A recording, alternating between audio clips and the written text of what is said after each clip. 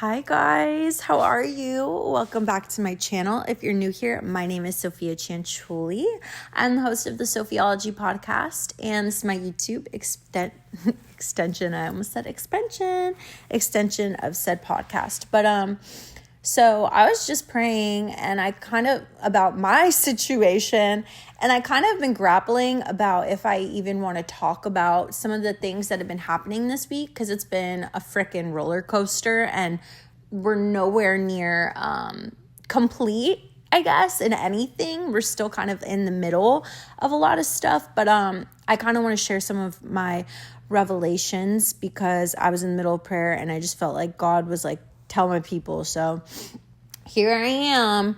I want to start this by saying it's been a very emotional last few days. Like the last 4 days in particular has been so much crying, release, frustration. And so I guess I'll start there before I get into my little words of wisdom. So I will start by saying I was having an incredible week. You guys know I'm doing my Neville November, really focusing on filling my mind up with the right things, staying in the right headspace, doing all of the things. But obviously we can do those things and God still might have other plans and God still might lead you through different things. Just because we do these things doesn't exempt us from emotions, and it doesn't exempt us from pivots. Like life, regardless, no matter how much we tend to the garden that is our mind, our souls, our bodies, life is still unpredictable. And actually, to add to that, this morning, I kept getting scriptures. I don't have my Bible. Well, it's across the room, but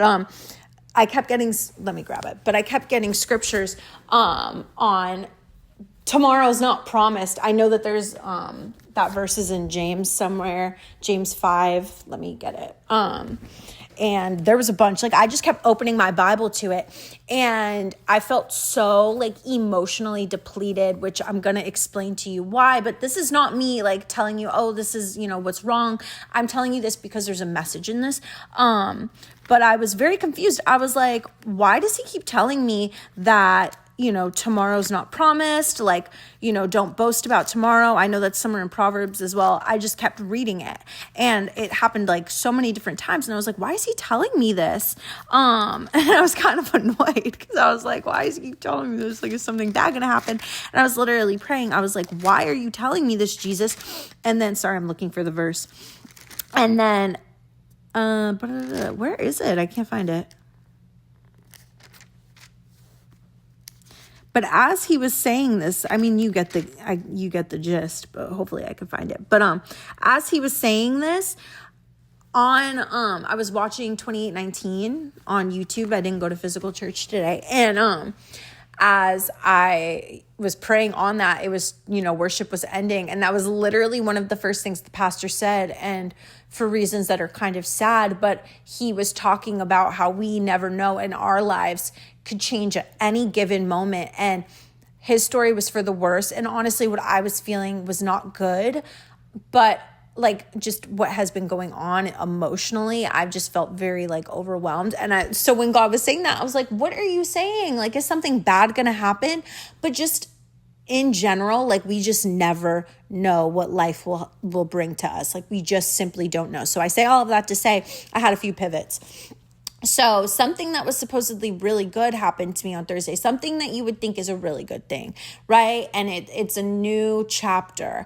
However, afterwards, I came home from this thing and making this commitment, and I get home and I don't know why, I just felt so sad, so angry. I was so angry because I was like, this should be an answered prayer.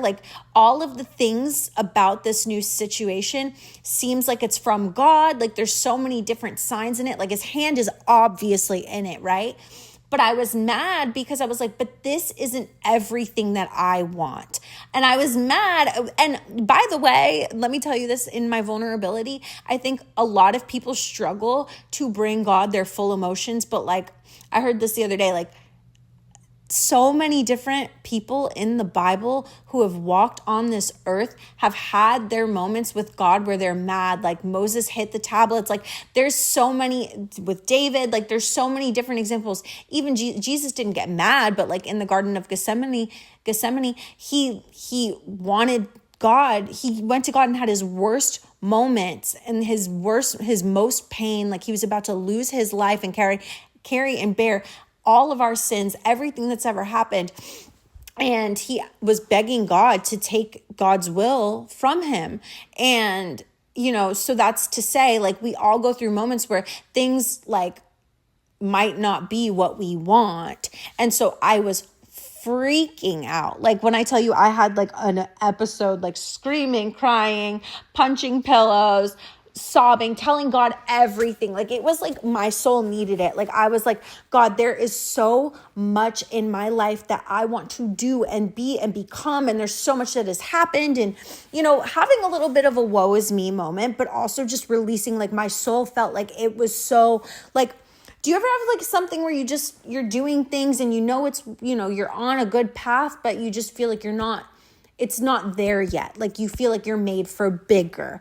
And that's how I felt. I was like, my calling is bigger. Why am I still here? And I think I tend to get into these phases where my work feels suffocating or my home feels suffocating or where I'm living feels suffocating. And I'm like, that is always a sign that it is a time to change.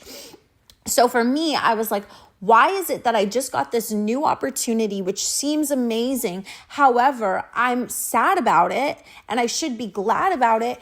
And I'm suddenly feeling like my soul feels like it's shrinking. Like my soul feels like my heart feels broken.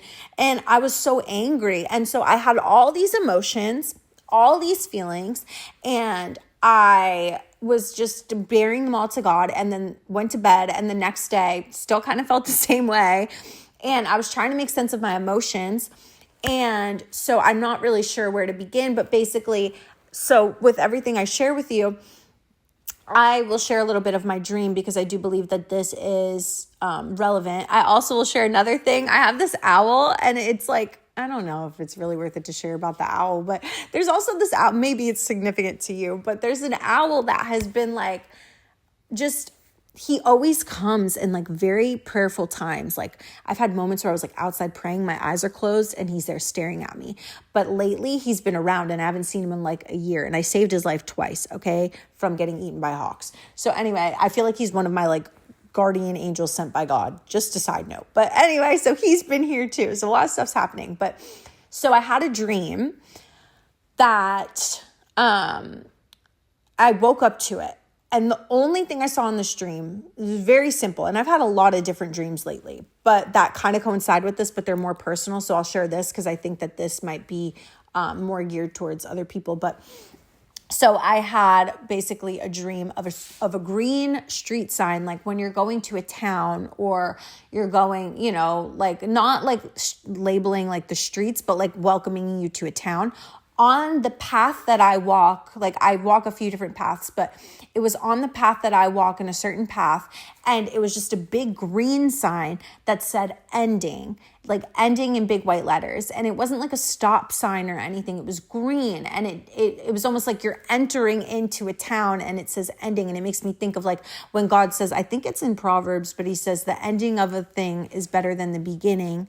I think it's in Proverbs. I could be wrong. But, and that happened and I was like, well, what does that mean? Like what's ending, And I was still kind of recovering from how I was feeling the day before because I was like, actually, I think I'm having a new beginning. So I'm a little confused. And it basically, I was trying to break down the stream with ChatGPT and I don't really talk to ChatGPT, by the way, that much, but I had so many emotions. I just couldn't figure out how to deal with them all. So I'm talking to ChatGPT about it and I'm like trying to break down all these little signs. And I'm like, what, like, obviously I prayed about it, but I wanted just some like, some therapy situations. So anyway, I'm breaking it down. And as I'm doing that, I end the conversation. I felt a lot better. I was like, okay, this makes sense. Like I'm starting to kind of understand and gauge why I was feeling like this. And like, it was just a big release. And as that happens, I had gotten a message from somebody, which basically was like an unexpected answered prayer that pivoted everything that the opportunity that I just got, basically pivoted it to something new, basically attributing to the fact that I'm going to have to move, basically attributing to the fact that this new opportunity is not permanent. This new opportunity, this new things that are happening, this is not a new season. This is the ending of a season. This is a new opportunity that is basically like the period of this season, like ending this year in a certain way. It's provision for a season. It's all these things for me, but it's personal to me. So I'm trying not to put too much of my own details in it so that it can be applicable to your situation. And God really did tell me, he was like, share this. So I'm sharing it because I do believe that I'm not the only person going through a season like this. It doesn't have to look exactly like mine, but I want to share it because you might be confused about things. But in that moment, I knew that God was doing something different than what I thought. And everything that's been happening has been preparing me for this new situation, for this new season that he's bringing me into. So all my visualizations, all my prayers, whatever you want to call it, I am not just ending where I think that I'm ending, but God knows my heart. God knows in my prayer and in that moment when I was losing my freaking mind, like when I was throwing things and crying, and that next morning I still was crying, and today I still was crying, like so many different things, I felt fine yesterday, but it's, my emotions have been all over the place. And I say that because I'm very comfortable having emotions. I'm very comfortable crying, but it's been particularly uncomfortable and intense and like just feels very like for a reason. And in that moment when I was crying, I said to God, I was like, this is so unfair because do you not know my heart? Do you not know what I need? And obviously, we don't get things just because we earn them. But I say this because if you've ever been in a situation like this where you feel like your life isn't matching to like what is inside of you. And on my channel, I talk all the time about your dreams and having your dream life. And obviously, God's will for us, there's moments where it doesn't look right, but if God's given you a promise, if God has planted something in your heart, you better believe that's going to come to pass. And that's how I had been feeling. It's like, God's planted this dream in my heart. Why are things not matching up? Like, I just feel like some things are not matching up. And so I said to God, I was like, if I had it my way, I would be living like this. Things would be like this. Relationships would be reconciled like this. And I said all of this to God. And it was like the next day, he basically showed me, he was like, don't worry. Like, I know what you need. I know what you want. And I am leading you there. You don't know what I'm doing. And that's the thing about God is like, as much as we want to know, like, I have all these, I am an admitted control freak. God has ways of doing things that we can't even understand. So, and then this gets even deeper, and then I'm going to break it down a little bit. I'm trying not to keep it too long, but, so then after all of those emotions happened and all that stuff happened, I kept seeing a black snake in my yard. Now, I live in South Carolina, so it's really not rare to see snakes. But I think it's significant when I do because a few months ago, I saw a giant one and then and it literally stared me in my face. And I had never seen one in my yard, but it was like 8 feet and stared me in my face. Then had a dream about a snake biting me and then Jesus removing the venom and then a bunch of stuff in my life changed. So anyway, I feel like it's significant. So I saw a black snake yesterday and today. And as I was going outside and I was thinking about it, I was like, I should look up what this means. Then another thing happened where I guess I'll share, I don't know how much, I guess, I'll be very vulnerable. So I'm sober. You guys know I'm sober. And if you've ever listened to anything, I'm sober and I've been sober for about 5 years and I've had a couple relapses in the meantime, but I have 5 total years and they were always very short. But anyway, so I'm at now about like a year and a half no drinking.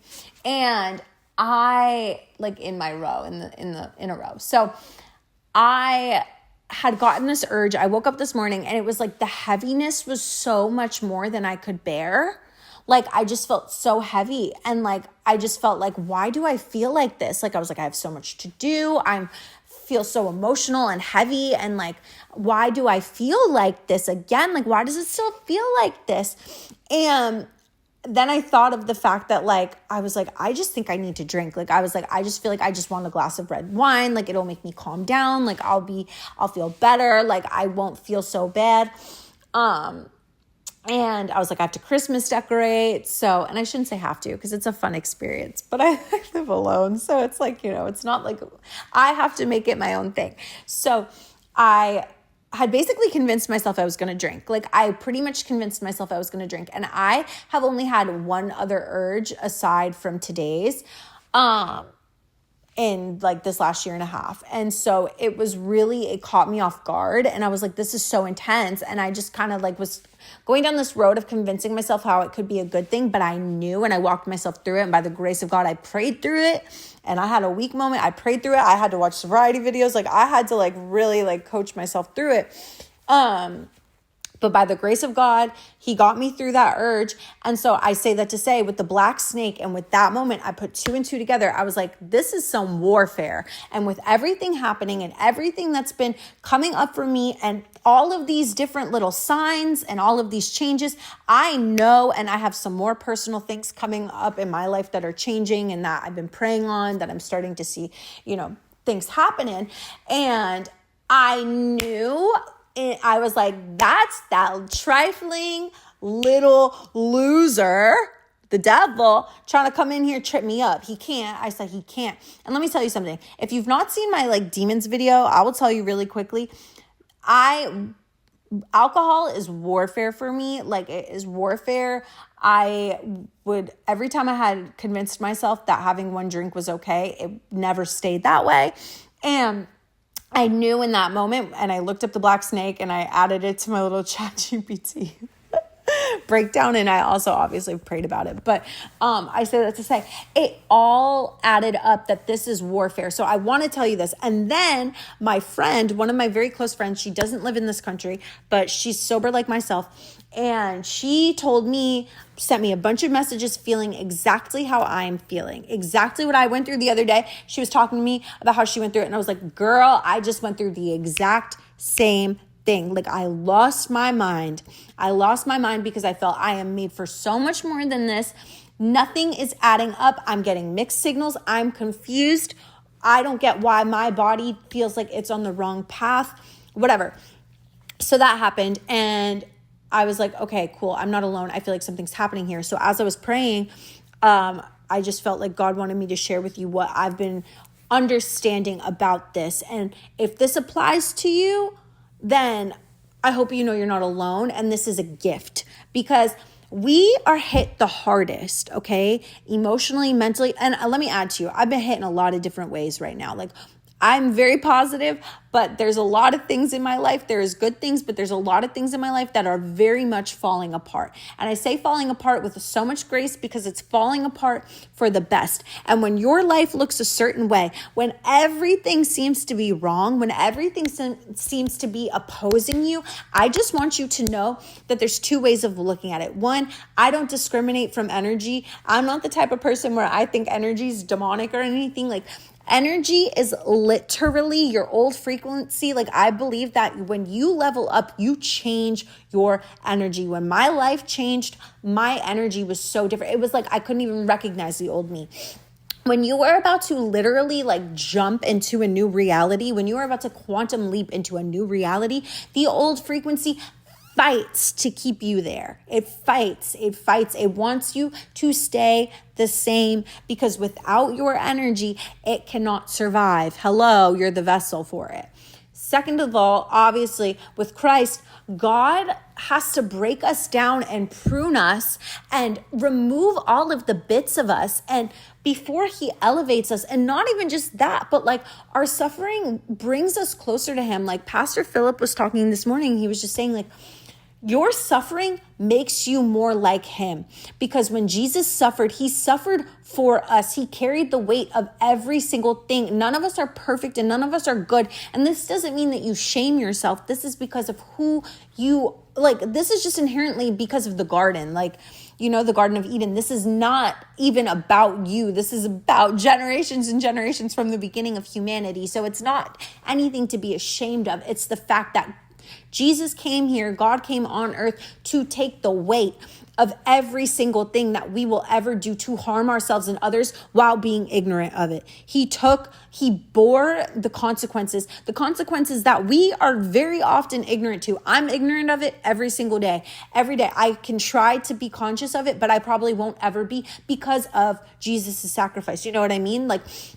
So anyway, I say that to say, this is the closest we will get to even feeling what he feels taking on all of this for us, but it's not permanent. That's the beauty of it. It's not permanent. He constantly says that he is the light of the world. And I actually have 2 scriptures that he gave me this morning. It was Isaiah 60 and then Mark 25. I can't read you all of Isaiah because it's just too dang long, but I'm pulling it up, but let me continue telling you, all of this, if you are being attacked and if you obviously your story doesn't have to be the same as mine, but I just want to share as well. When you are attacked, when you feel like your surroundings don't fit you anymore, when you feel like you are having to do things to survive or do things to get from point A to B, or you're lacking certain things, or there's not provision in certain areas, let me tell you something. God is not going to let you go without. Everything you have, all that you have is all that you need. And when this happens, it's because our spirits are expanding,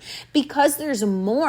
He's helping us to grow in capacity. He's helping us to grow in dependence. So when stuff sucks, again, I will always tell you, this is an opportunity for us to put our eyes on him and for us to also keep our eyes on what it is that we are hoping for and believing for and knowing and trusting that it will show up with overflow. If it's not overflowing, it's not finished. It's not, I can promise you that, because we go through more moments in this life. It's just statistically, honestly, it depends on your perspective.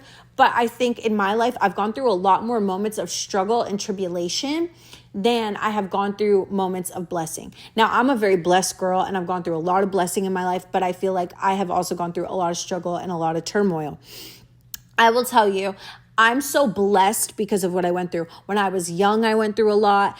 As an adult, as a teenager, I went through a lot. As an adult, I went through a lot. I've been through the ringer. I've made a lot of mistakes, but I look back on all of that and I wouldn't say that God intentionally put me through those things, but I would say that he used every bit of them for my good and for his glory and to make me a better woman, to give me wisdom. And I look at that now. So this season that I'm particularly in, very confusing. There's a lot of highs, there's a lot of lows.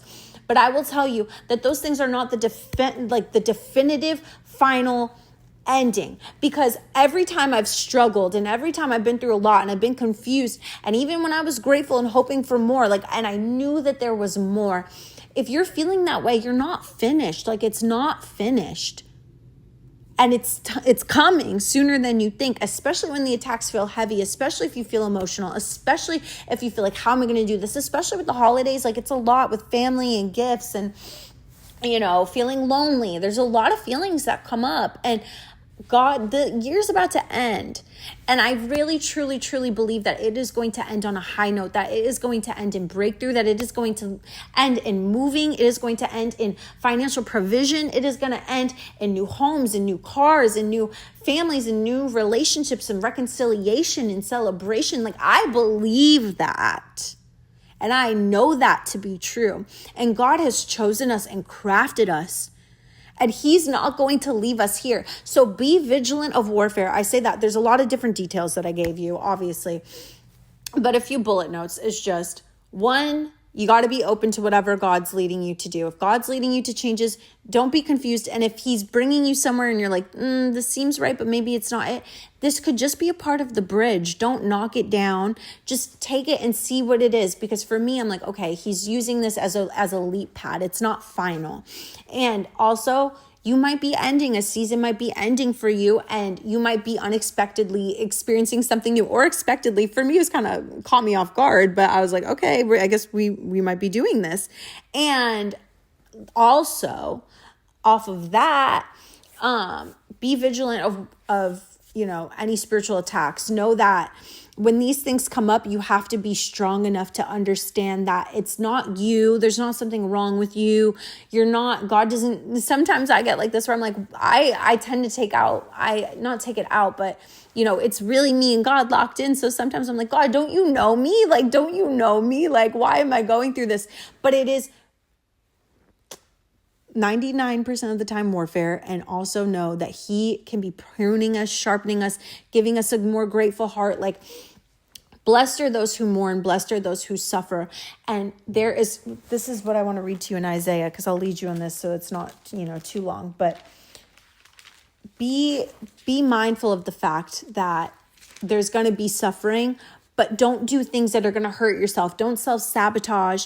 Don't, like me, my thing was the drinking. I know that that's like self-sabotage 1000%. Like, there's no ifs, ands, or buts about that for me.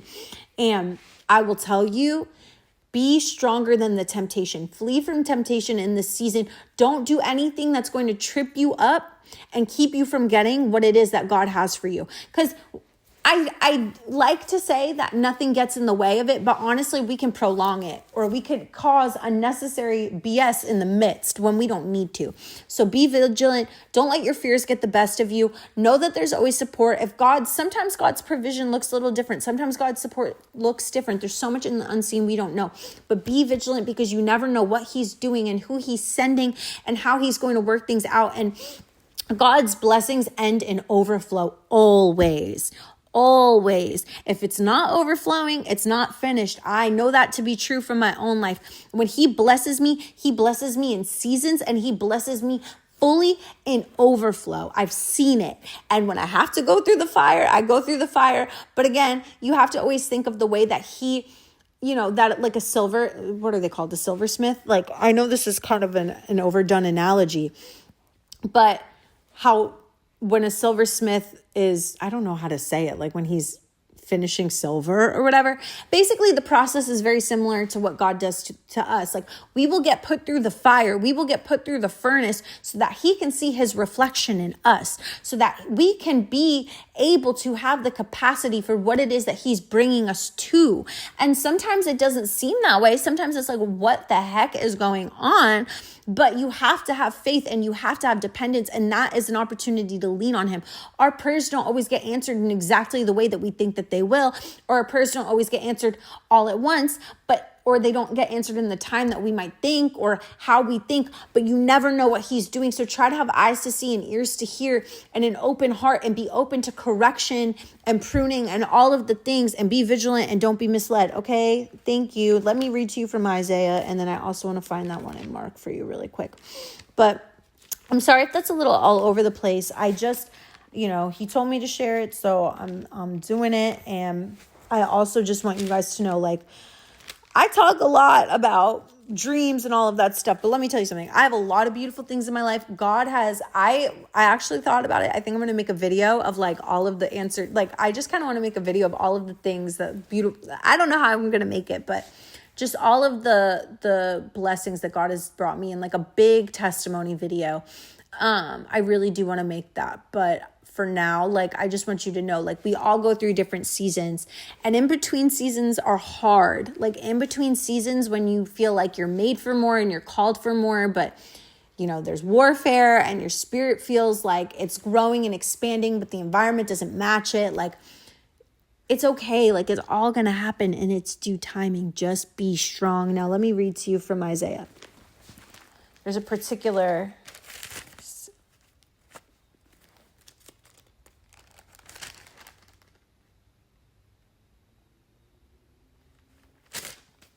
Okay, so this morning when I was praying, he said, read Isaiah 60, so I did. So, arise, shine, for thy light is come, and the glory of the Lord is risen upon thee. For behold, the darkness shall cover the earth, and gross darkness the people, but the Lord shall arise upon thee. His glory shall be seen upon thee, and the Gentiles shall come to thy light, and kings to the brightness of thy rising. Lift up thine eyes round about and see. All they gather themselves together, they come to thee. Thy sons shall come from far, and daughters thy shall be nursed at thy side. Then thou shalt see and flow together, and thine heart shall fear and be enlarged, because abundance of the sea shall be converted unto thee. The forces of the Gentiles shall come unto thee. ...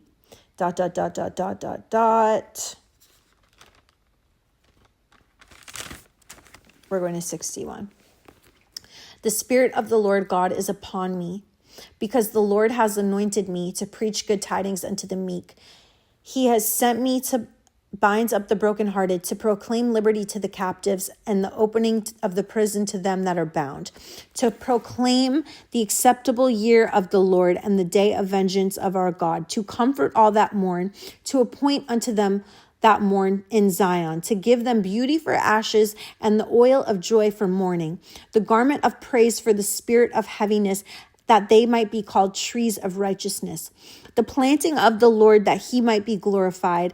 And they shall build the old wastes. They shall raise up the former desolations, and they shall repair the waste cities, the desolations of many generations. And strangers shall stand and feed your flocks, and the sons of aliens shall be your plowmen and your vine dressers.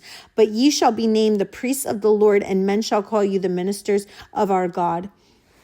You shall eat the riches of the Gentiles, and in their glory shall ye boast yourselves. For your shame ye shall receive double, and for confusion they shall rejoice in their portion. Therefore in their land they shall possess the double. Everlasting joy shall be unto them.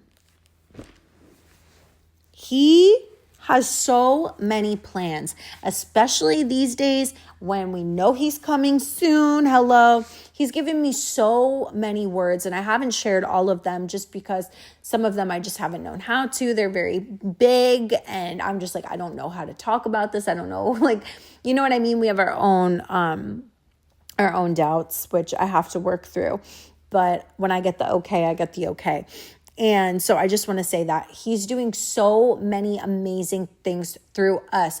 Just be open, be a vessel. And we also need to remember that we need to challenge our flesh as well. This is just a side note. Like I've been getting called to fast a lot, because especially when your flesh starts acting up, this is a season when there's temptations and there's a lot of food and a lot of eating and it's cold. So maybe you're tempted to, go be dating and, do things maybe you shouldn't be doing.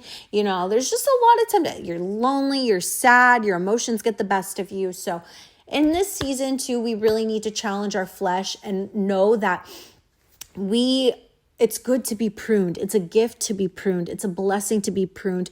We are blessed when we go through things because there's so much beauty on the other side. Now, in the meantime, I just encourage you, fast, pray. I'm always going to tell you, affirmations, visualization, stay in a good, healthy state. Do not let your emotions get the best of you. Remain hopeful, because, hope deferred makes the heart sad, right? We gotta find things to be joyful for and grateful for, and trust and know and believe that there's so much waiting for us on the other side of everything that we're feeling. But I love you guys so much. If you're going through this, I just want you to know I love you. God loves you. And I just want to pray for you. And I just pray, Lord, that in this next season of our lives, God, that you would just have us to be prepared and willing and open to receive what it is that you have for us. And I pray, God, that in the meantime, that we would be strong, that we would be vigilant, that we would be receptive to your voice, and that you would give us eyes to see and ears to hear, and that you would amplify our wisdom and our discernment and our faith in you, God. I pray, Lord, that we would tune out the voices of the world, and we would tune out the deception and the fear, and you would allow us to have mighty faith that you are going to do amazing and big things in our lives, God, and that you will shine through each and every one of us. So I love you, Jesus, and I just pray that over all of us in Jesus' mighty name, amen. And I just love you guys so much. Sorry, not the best prayer. Very tired, but I love you guys so much, and I'll talk to you soon.